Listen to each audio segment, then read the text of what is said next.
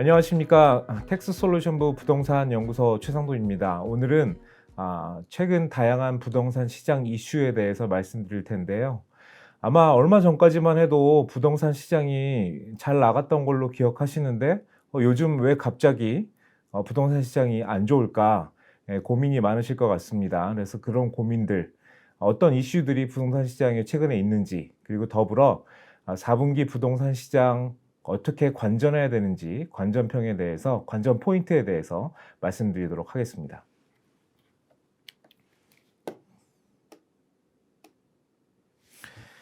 다섯 가지 이슈에 대해서 말씀을 드릴 텐데요. 첫 번째, 기준금리 인하 이슈입니다. 첫 번째, 2024년 10월 11일에 기준금리가 인하되었습니다. 0.25% 인하됐는데요. 무려 22개월 만에 인하였고 38개월 만에 통화정책 전환이었습니다. 아무래도 부동산 문제 때문에 이 기준금리 인하에 대해서 기대하셨던 분들이 많을 텐데요. 일단 경기 침체 우려로 인해서 이번에 단행되게 되었고, 아무래도 이제 부동산 가격 상승 및 가계대출 증가 우려가 더불어 나타났습니다. 그런데 사실 기준금리가 인하되었지만 시장금리는 큰 변화가 없었습니다. 아니면 어떻게 보면 또 오른 것처럼 보일 수도 있겠습니다. 왜냐하면 기준금리는 2023년 1월 이후로 동일했지만 대출금리가 쭉 떨어지는 상황이었고요. 그래서 미리 선반영돼 있다고 보실 수 있습니다. 오른쪽 그림도 마찬가지입니다. 2023년에 피크했는데 이 대출금리가 5.32%에서 4.75%까지 하락하는 그런 모습을 보여주고 있습니다.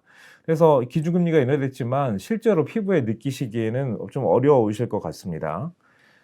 그리고 두 번째, 기준금리가 인하됐다면 다음에 추가금리, 추가금리는 언제일까에 대한 당연히 궁금증이 드시게 마련일 텐데요.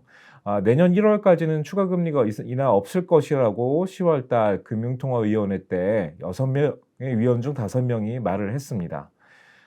그리고 전문가들에게 또 서베이를 받아본 결과 올해 추가 인하 가능성이 없을 가능성이 높다라고 대답을 했고, 내년 상반기에 금리 인하될 가능성이 있다라고 얘기를 했는데요. 아마 최대 지금보다 한 두 번 정도 더 기준금리가 인하될 가능성이 있다라고 전문가들이 본 것 같습니다.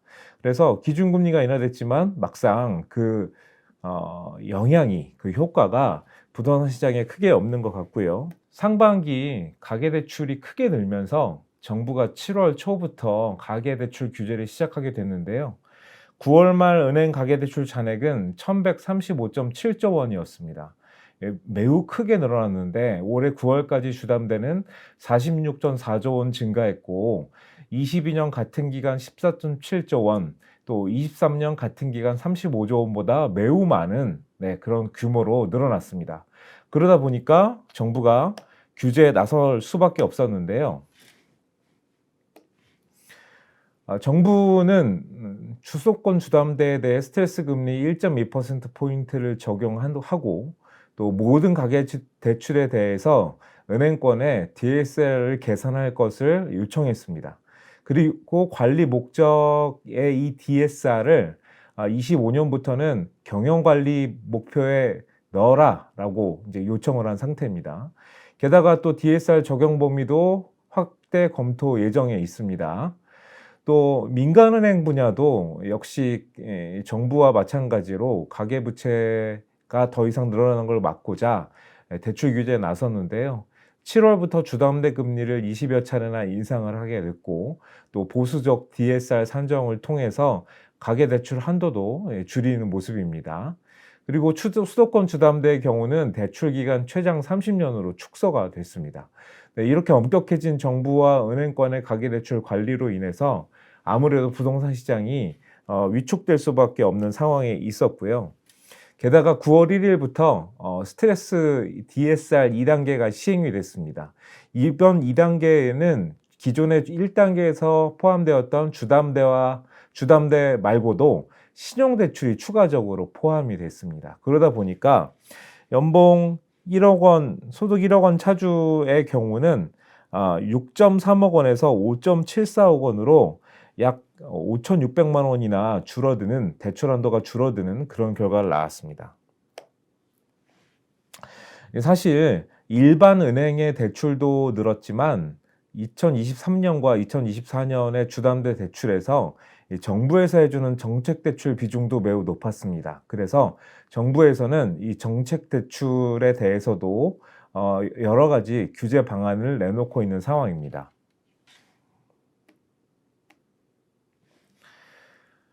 이 DSR 규제에 포함이 될 것 같았던 이제 예금담 그 전세 대출이나 정책 대출은 사실상 이 가계대출 규제에 들어가지는 않았습니다만 앞서 말씀드린 대로 DSR 규제가 강화되면서 전세 대출과 정책 대출이 이전보다 더욱더 꼼꼼하게 정부에서 관리될 가능성이 높아지고 있습니다. 또한 보험, 저축은행 등 이 금융권의 가계대출도 DSR에 포함될 가능성이 높아지는 상황입니다.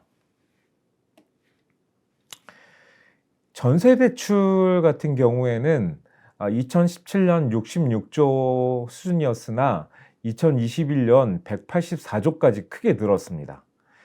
그리고 내년엔 약 48,000호 정도의 아파트 입주 예정 물량이 있는데요. 이러다 보니까 정부에서 전세 대출에 대해서도 규제를 깊게 고려하고 있는 상황인 것 같습니다.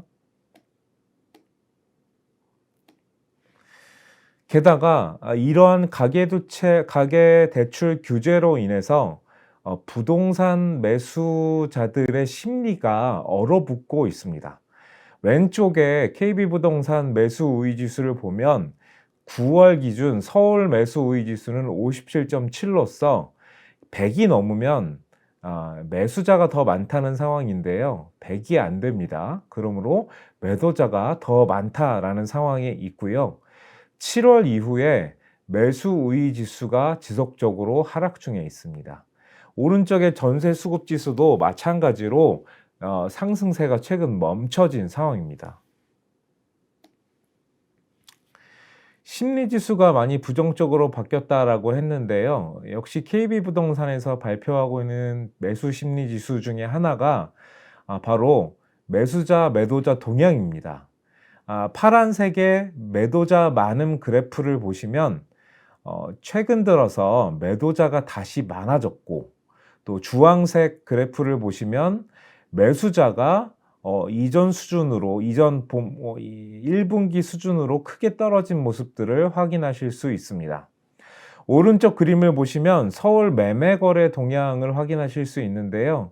이 매매 거래가 활발하느냐라는 질문에 부동산 중개인들이 활발함이 떨어졌다라고 대답했는데, 그 수치가 연초에 시장이 얼어붙었을 때와 같은 수준으로 떨어졌습니다.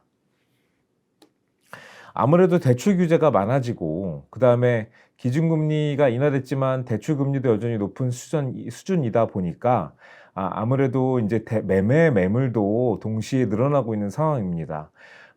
더 나빠지기 전에 팔아야 되지 않을까라는 집주인들의 마음이 바로 매매 매물 누적 건수에 나오고 있는데요. 매매 매물 누적 건수가 역대급 상황입니다. 또 전세 매물도 3만 1,000건대로 과거 전세 대련 때보다 많은 수준입니다.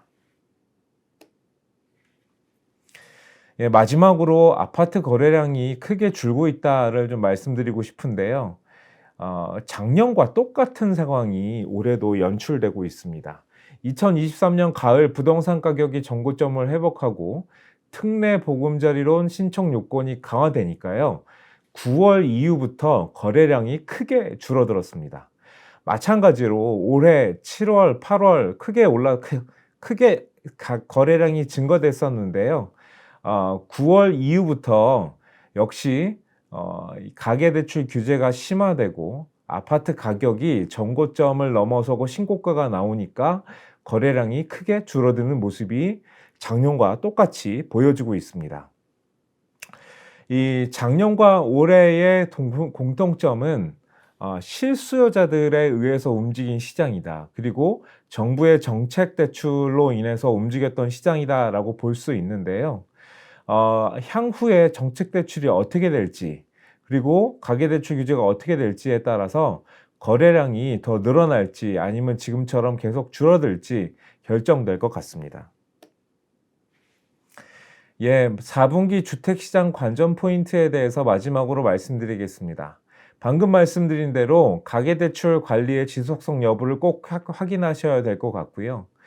매수 예정자들의 심리 변화도 역시 확인해 보셔야 될 것 같습니다.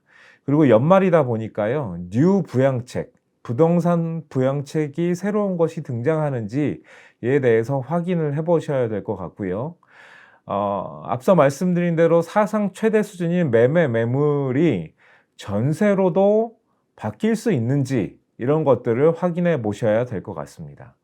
기존의 2023년 1분기 같은 경우에는 가격이 너무 급격하게 떨어진 나머지 집주인들이 매매로 내놓지 않고 매물을 전세로 내놓아서 전세 가격이 크게 떨어진 적이 있습니다. 그래서 그와 같은 일이 똑같이 일어날지에 대해서도 확인해 보실 필요가 있습니다.